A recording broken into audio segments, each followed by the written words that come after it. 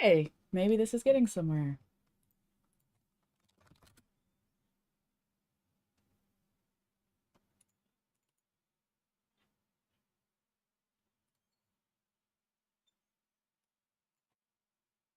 Hmm. Maybe the chat isn't attached to... That's fine. I can see the chat.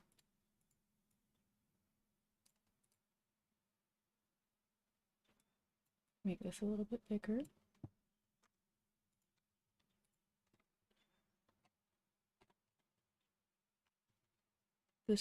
I should be live? Let's see. Alright, yeah, I should be live. Let's see.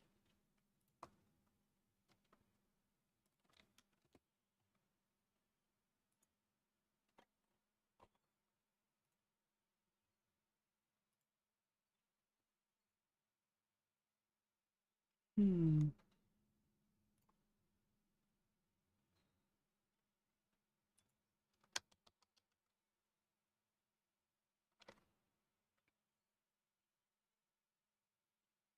Hmm.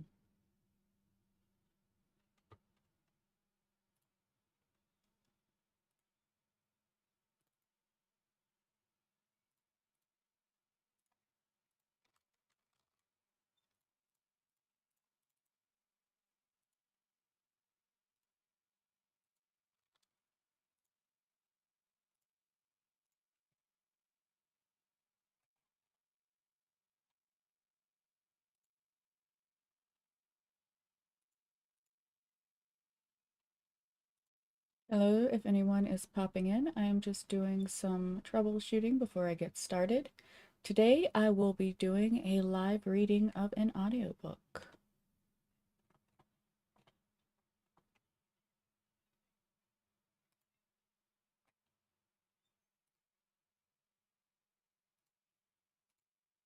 Okay, there's that.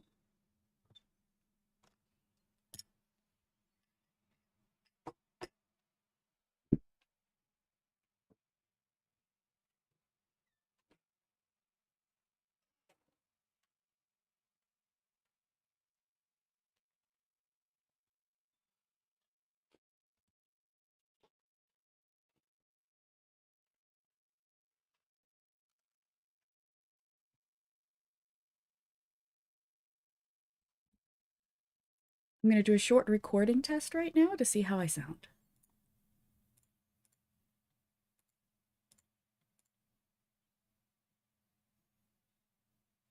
Okay.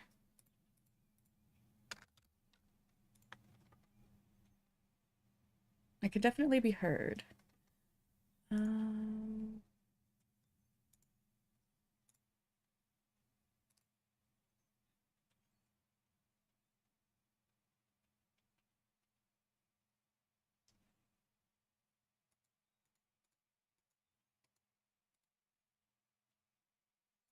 yeah, to get this to work, it will have to be that way. Okay.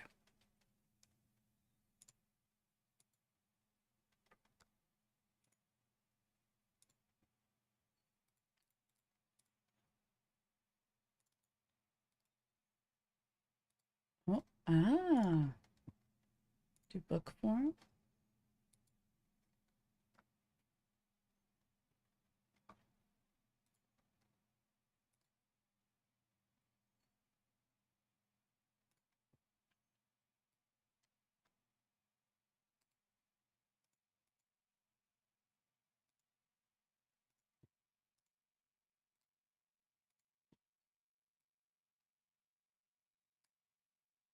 There we go.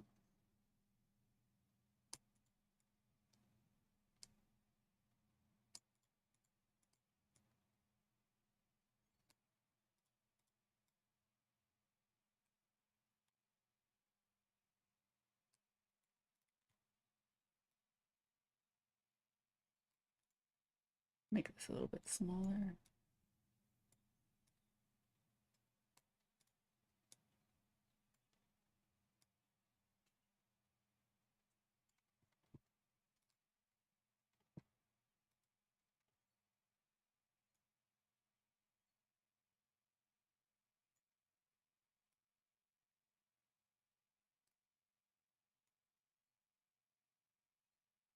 Is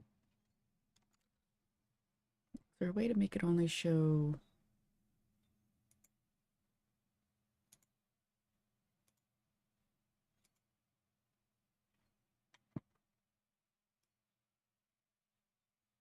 There we go.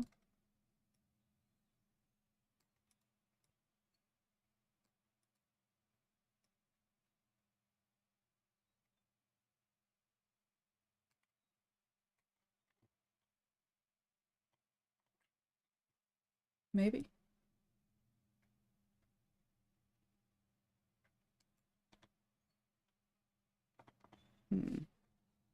Testing out some things. What if I opened it in Adobe instead?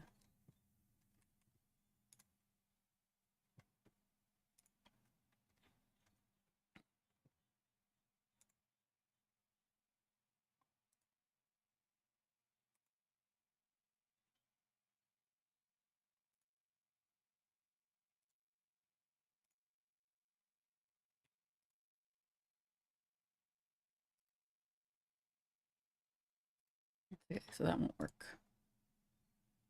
What if I opened it up in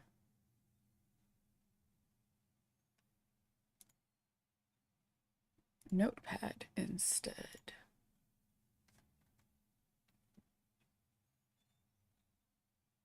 That also will not work. Okay, so Word is what we're using. Alrighty.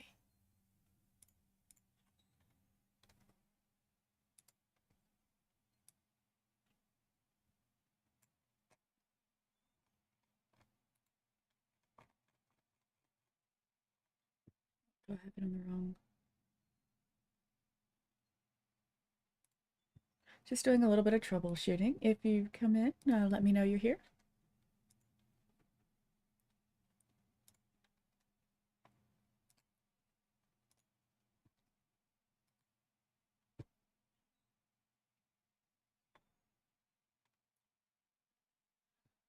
Oh dear.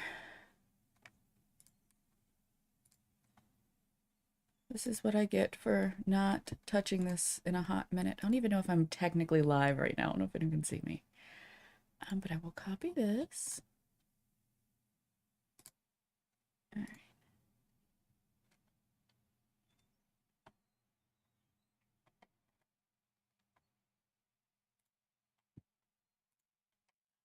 Here.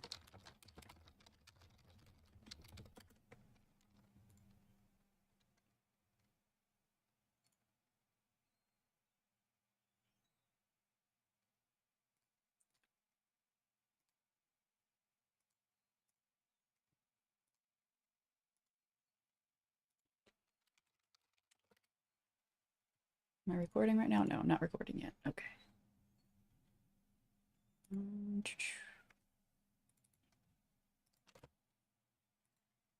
Is this the one that I'm on? This is the one that I'm on. I want to get rid of that.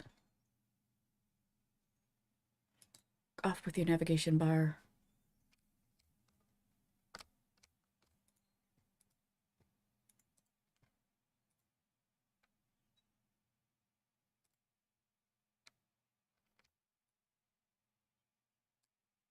Definitely want it to just be just the script. There we go. There we go. Okay.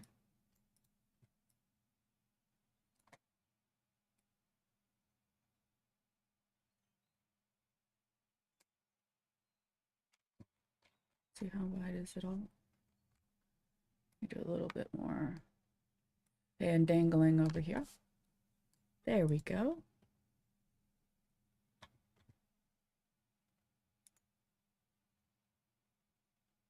Getting somewhere.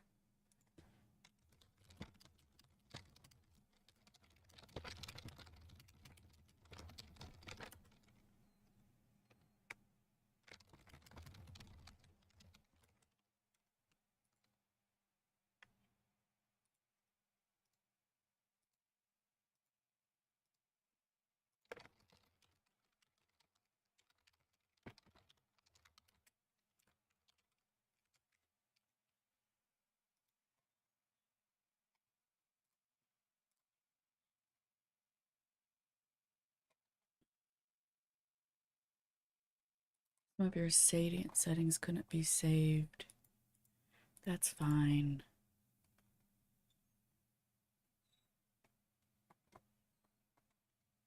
Refresh.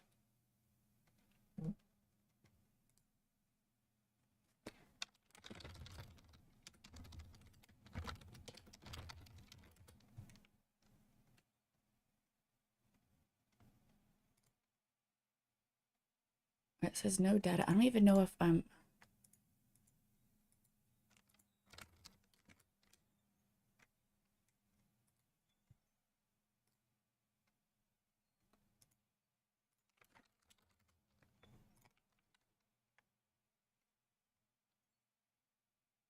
Yeah, it's not showing me as live.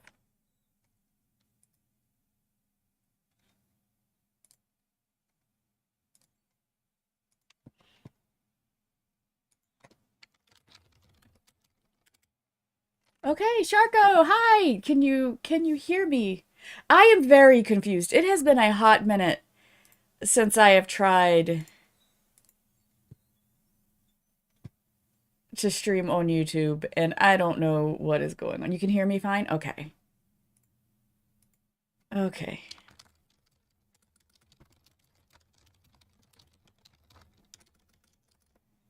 Okay. Then hopefully, okay, at least I can be found and I'm online. And you can hear me fine. These are all good things. These are all good things. Um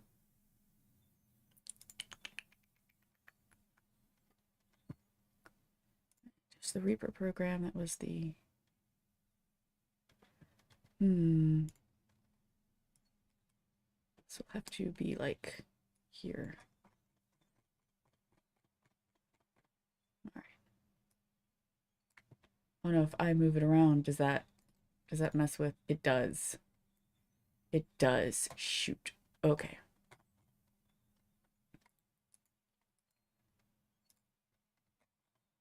Because it's a window capture. Nope. No other testing needed. Thank you for your help. I really appreciate it.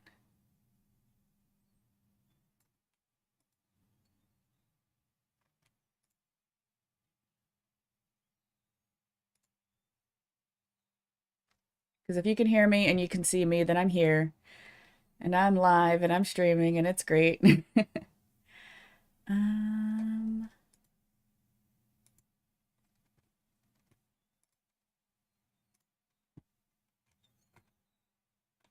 okay. Then I guess I will get started with the reading. I am going to be doing a live narration of How I Accidentally Became the Oldest Human in the Universe, a Sebastian York story, the Revised Canon Edition, and this is by Dad or Joe Harbin. Joe is the person who has written the Echo series that I am narrating.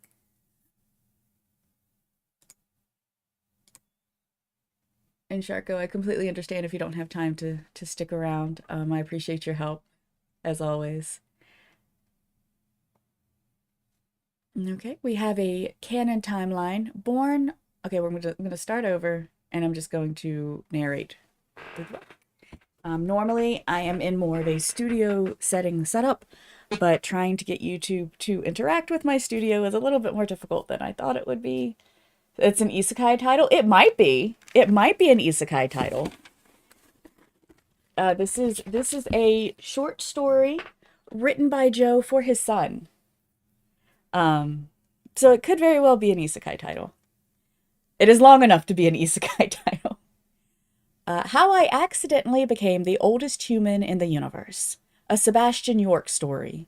Revised Canon Edition by Dad or Joe Harbin. Canon Timeline. Born August 1st, 2016. Enter Cryo, 2036, age 20. Woke, 3036. Story present. Story present, 3041. 5 years after Wake. Oh, I haven't started recording yet. Ha! You'll always lurk when you can. A little busy today. No worries. I should start the recording.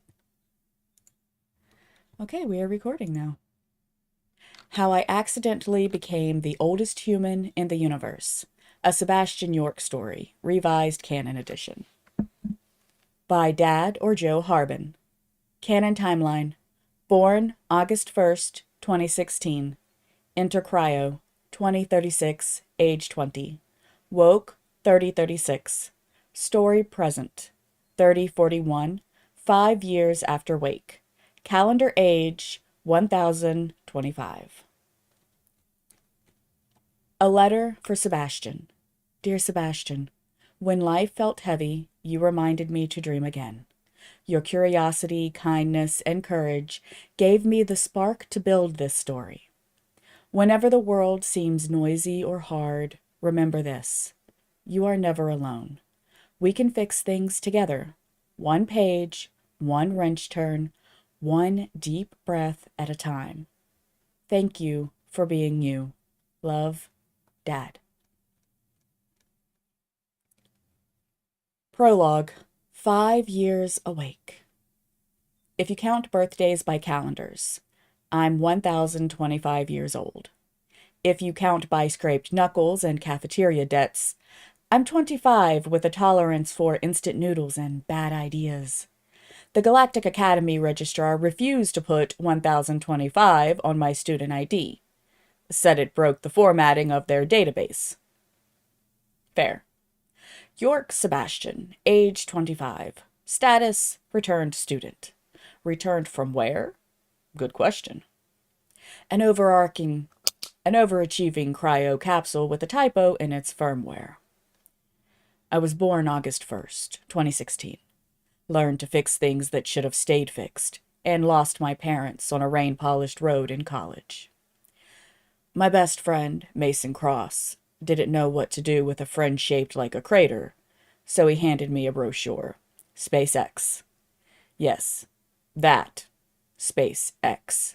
Clinical sleep trial. 10 years, he said. You'll wake up with a clean slate. Pick 2 fields and learn in your dreams. I picked mechanical engineering and martial arts because hitting problems with wrenches is a family tradition, and sometimes the problems hit back. Then the first mistake happened. A human typed 1000 where a 10 should be. The second mistake was mislabeled feature, a neural curriculum that kept scraping new data as the centuries turned. For a millennium, my sleeping brain got fed every revision, innovation, and contradiction that touched those 2 fields. It should have broken me. It didn't. It built me. 5 years ago, a museum intern tripped over a blinking status light in a forgotten vault, and I was declared alive, valuable, and logistically inconvenient. I enrolled in the Galactic Academy to find normal. Today, normal looks like this.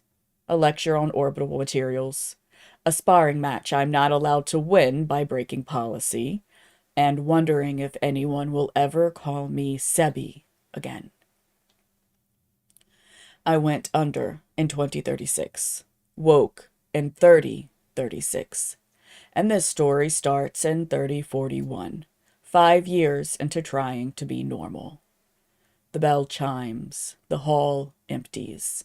I put my palm to a window and watch 3 moons drag silver on a black lake of sky. Somewhere out there is an answer for why a typo gave me a second life. Here, there's homework. Chapter 1. Orientation. Again. Orientation at the Galactic Academy is a carnival stapled to a firehouse. Fire hose. The amphitheater is shaped like a seashell and full of species whose silhouettes have gotten me kicked out of biology lab for drawing them. A ribbon of translation glyphs scrolls above the dais. The dean, a thin, tall woman with star scars mapped along her jaw, spreads her hands for quiet. Welcome to the Academy. Our mission is simple. Teach you to keep the peace. A pause. A smile. The execution is complicated. We'll start with names. Names bloom in the air. Takari, Solsk, Yuli, York, Sebastian. A few whispers follow my name because gossip outruns light. I keep my eyes forward and my smile easy. On my left, a feathered student like a living origami crane leans in. I'm Eric of the Citrine Stratum. Your name has an age. He means it as a question. It does tricks, I say. I make a mean cup of coffee and references no one gets. Good, he says, pleased. Humor is a cooling fin for hot minds. On my right, someone clears her throat with purpose. The someone is a tall woman in a jacket with too many pockets and a gaze like a laser cutter. She offers a hand. Rhea Cross, Systems Law, 3rd year. If you're the York, I've been meaning to talk. My great-great... She stops, recalculates. My family kept a note from a Mason Cross. He said if a Sebastian ever woke up to tell him he's an idiot and that he loves him. Also, he owes you $50. It's a good thing I'm sitting. The laugh comes out like a cough, and the ache that lives under my sternum stands up to look around. I shake her hand. Debt's a cure interest. Tell that to the dead, she says, and it's not unkind. After orientation, coffee. There are... things. I make my first terrible decision of the semester and say, only if you call me Sebi. She blinks. Deal. The dean introduces faculty and lays out rules. No sparring without supervision. No engineering explosives in dormitories. Consent is required for telepathy and team projects. Campus cats belong to no one and everyone. Also, the dean says, stop trying to recruit our oldest student into your museums. He's enrolled. Every head swivels in my direction. I wave like a tourist. Some laugh, some don't. Normal, I whisper to myself. We'll carve it out with a spoon if we have to. Chapter 2. The 1,000-Year Syllabus. The Academy's Marshall Lab is a cathedral of mats and sensors, with a floor that can simulate gravity anywhere between feather and brick. Instructor Okio is a black belt who moves like a sentence without wasted words. She watches while I sign the waiver. You asked for a level 3, she says. Most first years start at 1. I've had a lot of sleep. The first sparring partner is a bipedal mantis with velvet eyes. The sim cranks gravity to Luna standard to mess with my balance. Old Sebastian, pre-freeze Sebastian, would have sprawled. The version of me who spent centuries dreaming of joints and vector breaths. The version of me who spent centuries of dreaming of joints and vector breaths sets his center low and lets the mantis overcommit. I borrow momentum, redirect, and hold until the bell taps my ear. Human bone density, my partner clicks after, impressed. You are a bag of rocks and stubborn. Stubborn is my major, I say. Engineering is my hobby. Okio calls 4 rounds. Gravity swings, opponents change. I don't break policy. I keep the wins clean, the losses interesting, and my jokes strategically bad. By the end, I'm sweat-salted and smiling. Okio pins me with her gaze. I read your intake. I have no idea if 1,000 years of dream practice makes you dangerous or brittle. Don't prove either. Plan is to be useful, I say, not dramatic. Good, she says. There's already a line of dramatic at the registrar. Outside, my wristband buzzes. An invite from Rhea. Coffee. Law Library Annex. Bring your sarcasm. I bring a spare. Chapter 3. Coffee, letters, and legal fires. The library annex smells like dust and formal apologies. Rhea is already at a table, stacked with old world paper and new world glows. She slides a slim foil envelope to me and taps the seal. Found this in a private archive attached to the museum that thawed you. Not supposed to exist. I break the seal. The letter is printed on cheap college paper, edges fudged by time.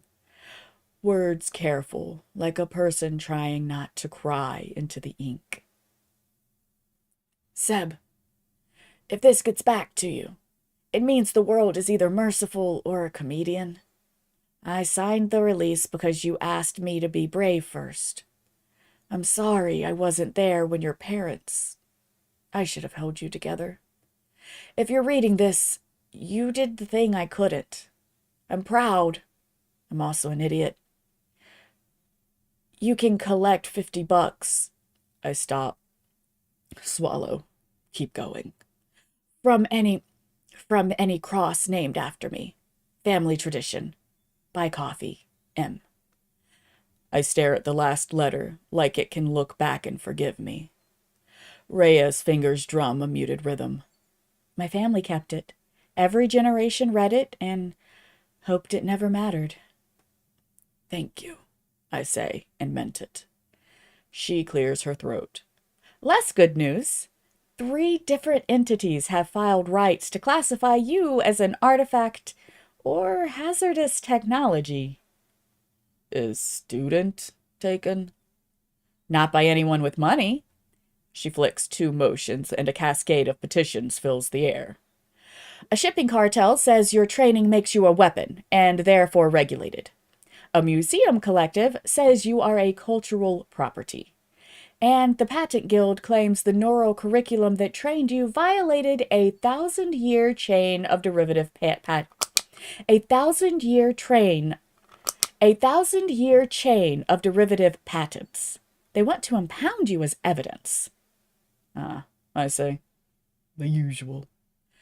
We can fight it, Rhea says, but we need leverage. I might have some. I tell her about the second mistake, the mind sensors that never stopped updating. If we can prove the curriculum was automatically aggregative, and non-proprietary by the end, their chain of claim snaps. Or, she says, eyes alight, we blow the chain up by making it public. Open source my head? The algorithm, not your skull, she says dryly. If we can find it. Where? She grins like a pry bar fits every problem. Where SpaceX hid its proudest accidents. Chapter 4. Shop class saves the day. You can tell a campus by its maintenance corridors. The academies are a honeycomb of access hatches, pipes whispering secrets, and signs that say students do not enter in 8 languages. Eric glides along, feather tips tracing air currents. Rhea pries covers with a joy that concerns me. I carry the toolbox like a sacrament. We shouldn't be down here, I say, which is true and not persuasive. Rhea points with a chin nod. Which one's Rhea? Okay. Museum vault runs under the old launch complex. SpaceX leased it in the first incorporation wave. She squints. Your era. My era had memes about cats and rockets. Your era has cats on rockets. We reach a door that used to be a door before it decided to retire. I kneel, pop up the panel, and stare into a stomach of wires. The lock expects legacy crypto keys. I show it a paperclip, an antique collaboration shim, and a persuasive monologue about the dignity of labor. After a minute, it sighs and becomes a door again. Inside, a vault lab hybrid. Inert pods sleep in lines, each with a brass plate like a tombstone. Aurora, augmented uplink reticulum for organic reinforcement arrays, glows on a wall, which is exactly the kind of acronym someone writes at midnight and defends to the death. Aurora's system heart sits under glass, mirror bright, old, and too proud to admit it isn't plugged in. I breathe low, like approaching a wild animal. If this is what taught me, it's also what made the guild nervous. Rhea circles the glass. If we copy the core and show it updated from if we can copy the core and show it updated from public feeds, the guild's claim collapses. Eric spreads his feathers to feel for fans, wires, life. There is a hum beneath the hum. A backup. Maybe. I crack a panel and there it is. A separate recorder vault with my mechanical drive. The kind that outlives empires because it has the dignity to spin. I pull a cable, bridge it to my wristband, and whisper a prayer to all my obsolete gods. Aurora coughs again, and boots a chime that everyone hears and nobody wants to admit makes them smile. On the display, 1,000 years of version notes, each the digital equivalent of a sticky note left by a succession of stubborn engineers. Rhea's grin is dangerous. Sebi, you beautiful bag of rocks. We have our leverage. Before I can bask, the lights stutter. A red band crawls the ceiling. A red band crawls the ceiling. Intrusion detected. Locked down. Ha, I say. The other people who want leverage. Chapter 5. The people who collect people. The first team through the door wears the gray of the Patent Guild's enforcement arm and the looks of people who haven't lost a lawsuit in a long time. Their leader holds up a badge and a pre-written injunction. By authority of... Hi, I say, raising a palm. You're under campus jurisdiction. This vault is part of the academy, and you need... A ladder, Rhea says smoothly, stepping between us. To climb out of the hole you're digging.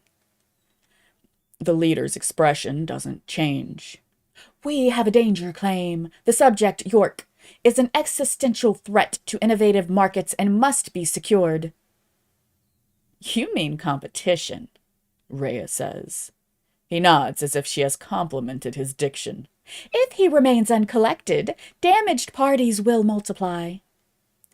You ever think that collecting people is a bad hobby? I ask.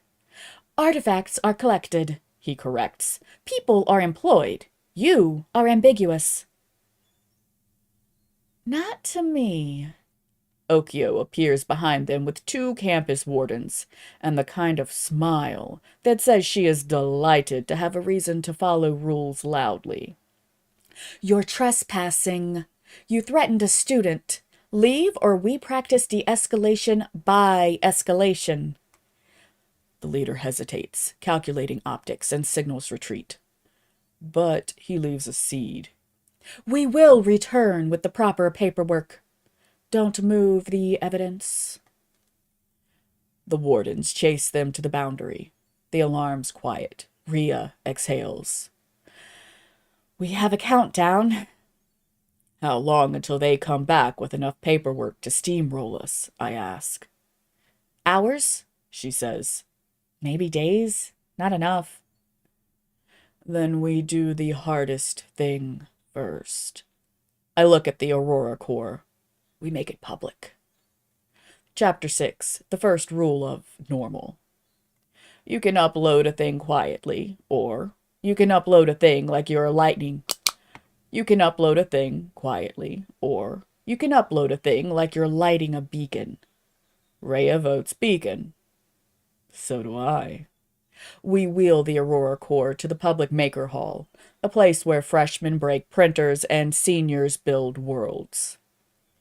I patch the drive into the Academy's comm server, then further into the intercampus mesh, then further still, leaping along a chain of open-source nodes that smell like solder and optimism. Eric posts a poetic notification on the Academy forum. Okio stands guard with a broom she is definitely allowed to use. Rhea crafts a license that would make my young professors weep. It reads in short, "This was everybody's by accident for 1,000 years. Now it's everybody's on purpose." I hit publish and watch the system attempt to swallow a millennium. The core screams in happiness, and the calm server fans say bad words. Across the mesh, lights flare. "There," Rhea says. "Now if they take you, they still lose." Notifications explode. Supportive messages, outrage, threats. A donation that contains only the word yeet and 10 credits. I pinned that one. Hours later, the guild returns with enough paperwork to clog a black hole and enough officers to fill Maker's Hall. And enough officers to fill the Maker Hall's threshold. The leader raises a scroll like a war banner. "By assembled writ." "Too late," Rhea says, holding up her own paperwork. An open license, mirrored to 1,000 nodes and countersigned by the Academy Council. "We made your thing into everyone's thing." He doesn't flinch. "Then York is a redundant artifact. He can be surrendered without loss." "Sebi," Okio says very softly. I know that tone. It means pick your ground. I step onto the floor mat, take a breath, and bow. Not to the guild, but to the circle of students around us. I'm here to learn, not to be stored. If you want me, you'll have to make a case to my peers, not your court. The leader is too polite to sneer. "Demonstrations are not binding." "No," I say, "but they are educational." He gestures to one of his officers, a heavy-shouldered woman with a fighter's calm. "Demonstrate." Okio shoots me a look. Rules. I nod. No injuries, no broken tools, no fun. The door firms. Gravity rises a touch. We square. I give the officer a smile that looks like bad news. She comes in basic and good. Jab, step, weight transfer. Then slides to an angle I've seen a dozen species in 1,000 years of brawls.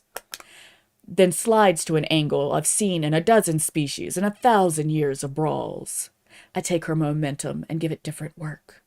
A turn, a drop of weight, a respectful tilt that puts her on her back without a bruise. She grins up at me. "Human stubbornness." "Human iteration," I say, offering a hand. "We lose a lot. We learn faster." She takes my hand. Her leader looks, just for a second, unsure. It's enough. The wardens reach the threshold with council citations, and the room erupts in applause that is mostly relief. The guild leaves. The hum of the Maker Hall settles into ordinary miracles. I lean on a table and try not to think about the come-down. Rhea slaps my shoulder. "Nice speech. 10 out of 10. Educational." Eric fans his feathers in agreement. "You moved like water over rock." "I think my great many times teachers," I say, "and a planet that refuses to stay in one piece." Rhea shoves a protein bar into my hand. "Eat before you fall over, Grandpa." "Sebi," I correct, and she rolls her eyes like it's a concession and a promise. Chapter 7. The Letter After the Letter. Sleep is a place I visit. I don't stay there. When I do, I dream in footnotes and smudged fingerprints. That night, Mason walks into a workshop carrying coffee and a smile that always got us into and out of trouble. "You weren't supposed to follow me this far," I tell him. He shrugs. "You weren't supposed to take me literally." I was broken. I needed the off switch. "You needed time," he says. "We were bad at time." "I got 1,000 years, I say. Is that enough?" He squeezes my shoulder. "Ask the friends you're making." When I wake, the ceiling is full of mourning. There's a message on my band from Rhea. Found something else in the archive. Come. The something else is a second letter. Older than old, sealed with wax because somebody enjoyed drama. It's from a curator in Century 4 of my nap, apologizing for an exhibit that displayed my pod as a heritage object, and noting that, in protest, a group of engineering students ran a guerrilla update cable from the sub-basement to Aurora's core and left a note. Sleep well, stranger. When you wake, we'll be here. I sit very carefully and read that sentence until it's less sharp. They kept me company, I say. They kept feeding you, Rhea says. They made a promise to a person they hadn't met. Humans, I say, and smile. We're ridiculous. HFY, she agrees, in the original sense. Chapter 8. Midterms, Misfits, and the Club of Lost Centuries.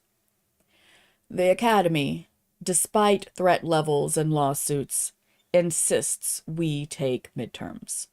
Mine are a 7-hour design sprint, a case study on quantum shipping lanes, and a practical exam in Okio's lab that involves being hit with padded sticks by classmates who love me too much to be gentle. I pass with bruises and a sketchbook full of terrible jokes. We form a study group, me, Rhea, Eric, a sullen genius named Vo from the Ice Rings, and Juno 77, a polite synth who speaks in declarative sentences and brews tea with precision you can use for surgery. We meet in shop 3, sandwiched between a plasma cutter and a bin labeled spare bolts. Seriously spare. We call ourselves the Club of Lost Centuries, because half of us are out of joint with time, and the other half are out of joint with social graces. We help each other do normal. I fix Vo's habit of over-engineering.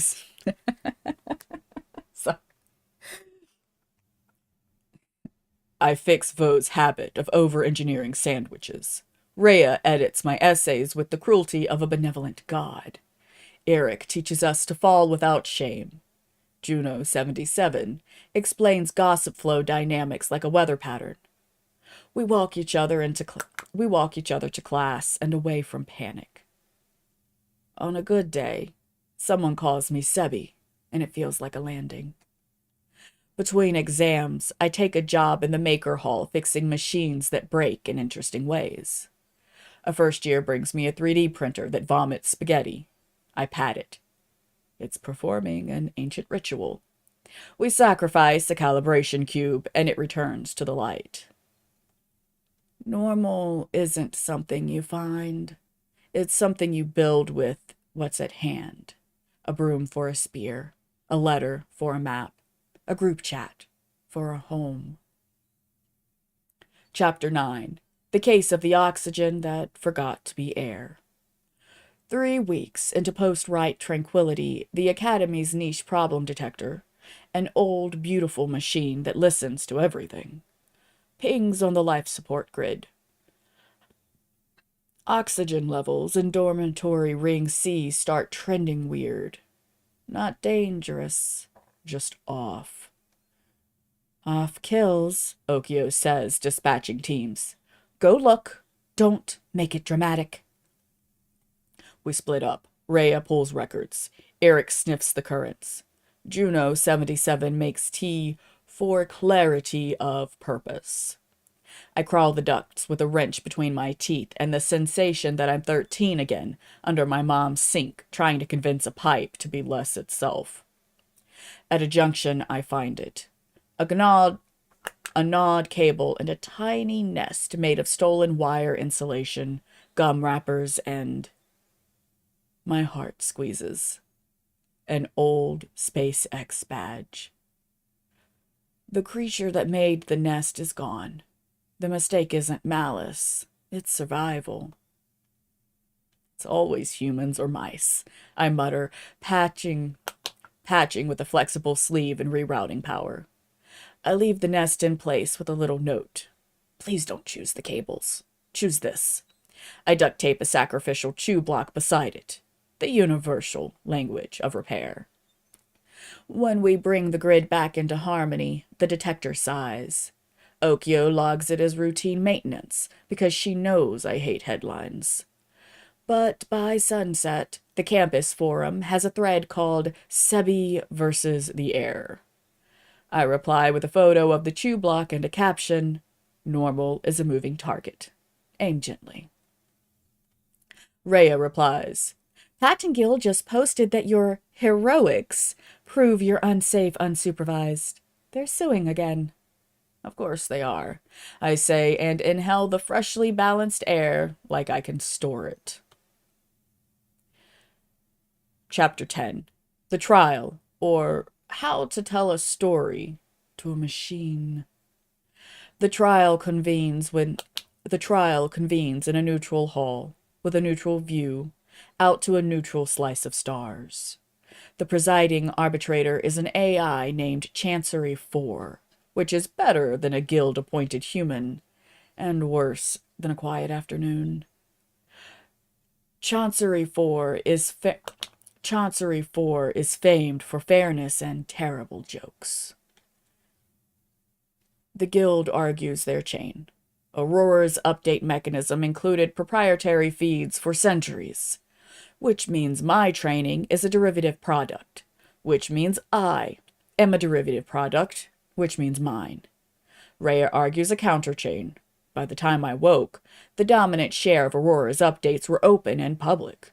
Any proprietary influence decayed under the doctrine of temporal fair use, and anyway, all we did was publish an artifact that was already effectively public. Chancery 4 asks me to speak. "Tell me," the AI says in a tone that made Admiralty weep, "what you believe you are." Human. Student. A guy who lost his parents and had a friend who made a bad suggestion in a good way. I'm not a patent. I'm a person who learned. "Learning devices," Chancery observes. "When does a derivative become its own thing?" "When it survives the test of being used for someone else's sake," I say. "When it's shared. When you put it down so another person can pick it up without paying a toll." Silence. Silence, which in this context is the sound of an AI thinking quickly. "You uploaded the algorithm." "Yes," I say, "because I don't want anyone to own me, or anyone like me.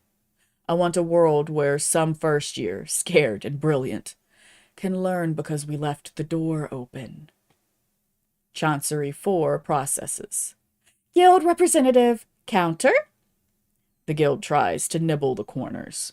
The arbitrator does the math in public. At the end, Chancery 4 rules narrow and clean. "The algorithm is public. The guild's chain is broken. The Academy retains guardianship of the vault as a historic site. And I am, legally and gloriously boring, a student with rights." Oh, whoops. The guild tries to nibble the corners. The arbitrator does the math in public. At the end, Chancery 4 rules narrow and clean. The algorithm is public. The guild's chain is broken. The Academy retains guardianship of the vault as a historic site, and I am, legally and gloriously, boring. A student with rights. The hall exhales. Rhea squeezes my shoulder hard enough to bruise. I grin at the arbitrator. "Do you want to hear a joke?" "Please," Chancery 4 says, surprising me. "What do you call a robot lawyer who makes you laugh?" "A contradiction," the AI says, and to my delight adds, "But I am trying." Chapter 11. The Fight I Didn't Want. A week after the trial, the guild tries one more tactic. Underfunded proxies. A masked crew in academy uniforms, sloppy in their mimicry, ambushes me behind the Maker Hall as the lanterns flicker on. They move like people who learned violence from holovids. I want to walk away. They don't let me. I try words first. You really don't want this. They do. So I give them the things humans do best. We end the fight before it matters. Not with brutality, but with that irritating insistence on ending. I use joints instead of jaws, vectors instead of venom, and gravity like a partner. When one falls, I help them land. When one wrenches, I release. Okio appears like weather, and the wardens herd the crew into a collection of regrets. After, I sit on the Maker Hall steps with ice on my knuckles. Eric perches beside me with a thermos. You did not indulge in the joy of winning, he says, approving. It's a bad drug, I say. I prefer tea. Rhea arrives, producing paperwork like a magician. They were hired by a shell stamped 3 times removed from the guild. Sloppy. We'll make them pay. Make them fund scholarships, I say, for girls who fix oxygen grids and boys who think fights end with a quip. Rhea nods. We can do that. I think of Mason, who always wanted me to pick the better road. For the first time since I woke, I know which way is forward. Chapter 12. The project we build. The Academy approves a new project. Aurora Commons, a public training respiratory maintained by everyone and controlled by no one. I take the midnight shifts, because that's when the kids who are too scared to ask questions in daylight wander in. A first year with hands you can strike sparks off asks me if learning like this is cheating. Only if you don't give back, I say, and show her how to annotate her fixes so the next kid stumbles less. Juno 77 writes a module on compassion as efficiency, and the AI teachers eat it like dessert. Eric records a series of falling gracefully. I fall out of frame on purpose to make the blooper reel feel like a warm place. Rhea drafts the governance charter, a terrifyingly elegant machine built out of no and yes in measured movements, in measured amounts. We put a plaque on the vault, not with my name, but with the letter the student left 4 centuries ago. When you wake, we'll be here. Under that we engrave, we were. Be in your turn. Sometimes after closing, I sit on the Maker Hall steps and watch the 3 moons stack like coins over the lake. And watch the three moons stack like coins over the lake. I imagine a line stretching 1,000 years in both directions, full of people handing tools hand to hand. For the first time in 5 years, the ache in my chest is not just grief. It's gratitude, shaped like a future. Epilogue. Call me Sebi. Graduation is a rumor we share to motivate each other. Maybe I'll finish in 2 years, maybe 10. Being the oldest human in the universe doesn't mean I have to rush. On a quiet day, the Club of Lost Centuries claims a corner of the cafeteria. Juno 77 pours tea. Eric tells a joke that turns my ribs into a percussion instrument. Rhea tosses a coin. Interest, she says. From Mason. I catch it. He'll haunt you if the math is wrong. He already does, she says, smiling sideways. Across the room, a first-year waves shyly. Sebi, do you have time to look at my drone? It keeps forgetting how to land. I stand, pick up my tools, and try on the name like it's a jacket I wore when the weather was different. It fits. Sure, I say. Let's teach it how to fall.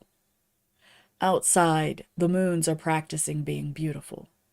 Inside, someone laughs at a joke as old as gravity. We build normal out of wrenches and words and the oldest human trick. We show up again and again until the future starts to look like home.